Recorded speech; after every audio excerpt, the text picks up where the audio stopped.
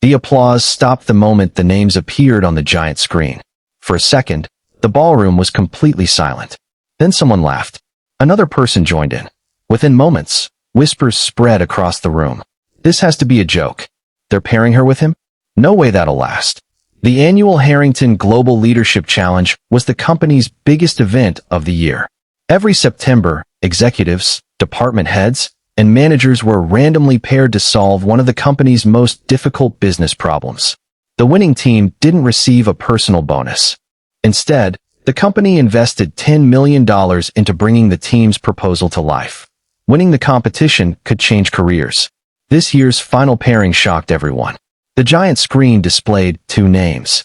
Olivia Harrington, Chief Executive Officer, billionaire, known throughout the business world as the Iron CEO. Then, beneath her name, Daniel Reed, Warehouse Operations Supervisor, single father, 10 years with the company, never promoted beyond middle management. The room immediately filled with quiet laughter. One vice president whispered, "This is cruel." Another executive smiled. "I give them 3 days before someone quits." Olivia heard every word. She ignored them. At 39 years old, Olivia Harrington had inherited a struggling logistics company after her father's sudden death. Investors predicted the business would collapse within a year. Instead, she transformed it into one of the country's largest transportation corporations. She worked 16-hour days, answered emails before sunrise, expected perfection from everyone around her. Her employees respected her intelligence. They feared her standards. Very few actually knew her. Behind the expensive suits and boardroom confidence was a woman who hadn't taken a real vacation in 11 years.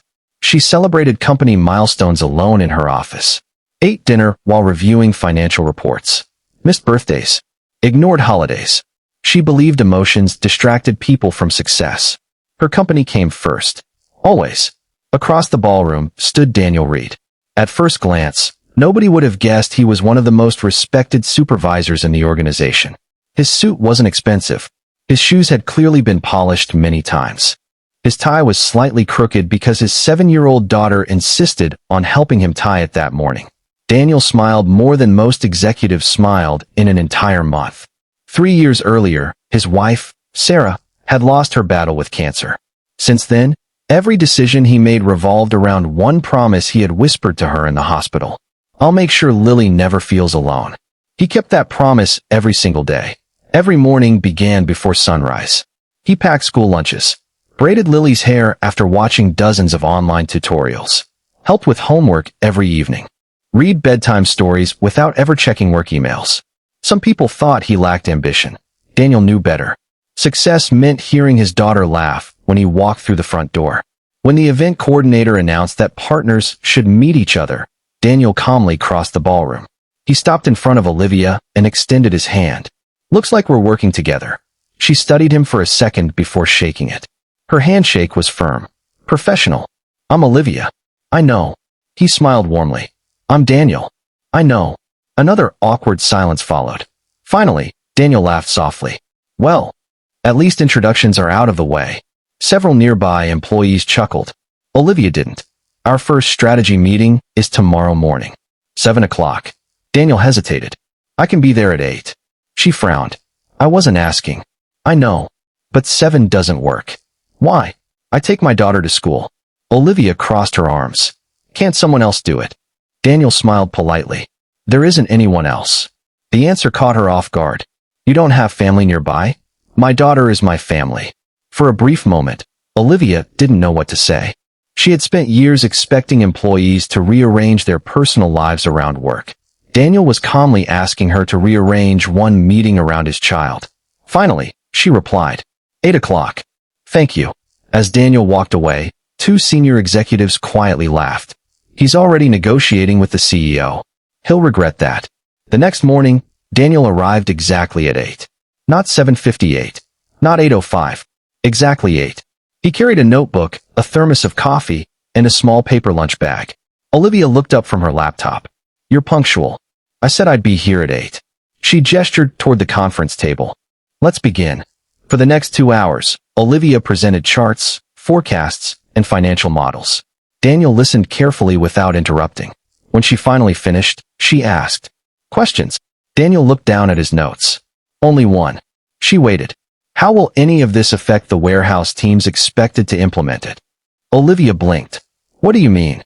We've talked about profits, growth, efficiency, but not once have we discussed the people actually doing the work. She answered. The first week of the leadership challenge felt like a disaster. Olivia Harrington believed every minute needed a schedule. Daniel Reed believed every problem needed a conversation before a solution. She arrived at the office before sunrise. He arrived exactly at 8 after dropping Lily off at school.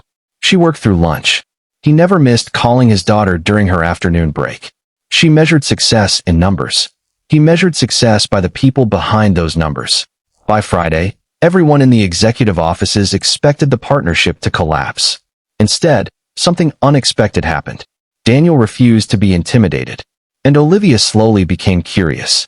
One afternoon, they visited the company's largest distribution warehouse to study delivery delays. Olivia immediately pointed toward a row of workers standing beside broken equipment. How long have they been waiting? The operations manager answered nervously. Almost 3 hours. Olivia frowned. 3 hours of lost productivity? She turned toward the manager. Why hasn't anyone fixed this? Before the manager could answer, Daniel quietly walked past everyone. He picked up a toolbox, rolled up his sleeves, and climbed beneath the conveyor system. Several warehouse employees immediately joined him. Within 20 minutes, the equipment was running again. Olivia looked surprised. You repaired it yourself? Daniel smiled. I used to be a maintenance technician. She blinked. You never mentioned that. You never asked. As they walked back toward the office, Olivia finally spoke. You could have ordered someone else to do it. Daniel shrugged. I don't ask people to do work I'm unwilling to do myself. Those words stayed with her longer than she expected. The following week, Daniel invited Olivia to visit a local elementary school. My daughter's science fair. She looked confused. What does that have to do with our project? Nothing. But it has something to do with understanding me. For reasons she couldn't explain, she agreed.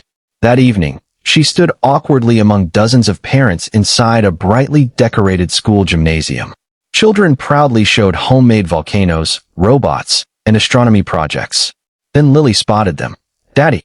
She ran across the room and hugged Daniel tightly before turning toward Olivia. You came. Olivia smiled politely. I did. Lily handed her a small paper star covered in glitter. I made this for you. Olivia looked down. For me? Lily nodded. Daddy says stars look cold from far away. But when you learn about them, they're full of light. Olivia stared at the tiny paper star. No expensive award she had ever received had touched her heart the way that handmade gift did. Driving home that night, she couldn't stop thinking about it. The next morning, she quietly placed the paper star inside her office desk instead of throwing it away. Days passed. Their business proposals slowly came together. Daniel suggested creating mentorship programs inside the warehouses. Olivia initially dismissed the idea. We need efficiency. He smiled. We'll get efficiency. But first we'll earn loyalty. Reluctantly, she agreed to test his approach. Within 2 weeks, employee absenteeism began dropping. Communication improved. Even customer complaints decreased. Olivia looked at the reports in disbelief. How? Daniel answered simply. People perform differently when they believe someone cares whether they succeed. Presentation day finally arrived. The company's boardroom was packed with directors, investors, and senior executives. Every competing team focused almost entirely on cutting costs, reducing staff, automating jobs, closing facilities. When it was Daniel and Olivia's turn, the room expected more of the same. Instead, Daniel began with a story. 3 years ago, after my wife passed away, I nearly resigned. The room became silent. I believed raising my daughter alone and leading a warehouse were impossible at the same time. He looked toward Olivia. Then my team quietly rearranged schedules so I could keep picking Lily up from school. They protected my family. So I promised I'd spend the rest of my career protecting theirs. Olivia stepped beside him, then surprised everyone. I used to believe compassion made leaders weaker. She paused. I was wrong. It makes organizations stronger. The presentation ended with a detailed strategy proving that investing in employees produced greater long-term profits than constantly replacing them. When the final numbers appeared on the screen, the board members looked stunned. Higher productivity, lower turnover, reduced hiring costs, better customer satisfaction. Everything was backed by data. The applause lasted nearly a full minute. Their proposal won unanimously. Afterward, reporters surrounded Olivia. One journalist asked, "How did someone known as the toughest CEO in the industry suddenly become the strongest advocate for workplace flexibility?" She smiled toward Daniel. "I met someone who reminded me that businesses don't build themselves. People do." Several months later, Olivia announced sweeping company-wide reforms. Flexible schedules for parents, emergency family leave, leadership training focused on emotional intelligence, executive mentorship programs. Managers were evaluated not only on profits, but also on employee development. Some investors predicted disaster. The opposite happened. Within a year, profits reached record highs. Applications from talented professionals doubled. Employee retention became the best in the industry. At the annual shareholders meeting, one investor asked Olivia, "What changed your philosophy?" She reached into her briefcase. From a small envelope, she removed a slightly wrinkled paper star covered in fading glitter. The audience looked confused. "A 7-year-old gave me this. She told me stars only seem cold until you get close enough to understand them." She smiled. "I realized people aren't much different." The room erupted into applause. That evening, the company hosted a celebration dinner. Employees from every department attended. Warehouse workers sat beside executives. Receptionists laughed with board members. There were no reserved tables. Daniel noticed Olivia standing quietly by the window, thinking. She laughed softly. "Remember the first day we met? You told me I probably couldn't keep up." "I did. You were right." Daniel looked surprised. "I had no idea how much I still had to learn." Lily ran over carrying 2 cupcakes. One for Daddy. One for Miss Olivia. Olivia accepted hers with a smile. "Thank you." Lily grinned. "You smile a lot more now." Olivia laughed. "I've noticed." Years later, new employees still heard the story of the leadership challenge. Not because a billionaire partnered with a single dad, but because an entire company discovered that the strongest leaders aren't the ones who command the loudest. They're the ones humble enough to learn from anyone. Whether they're a billionaire in a corner office or a single father quietly doing his best to raise a daughter while making everyone around him better. And every year, on the anniversary of that challenge, Olivia kept one tradition. She placed Lily's little glitter-covered paper star on the conference table before the first leadership meeting. It reminded every executive present that true greatness begins the moment you stop looking down on people and start learning from them.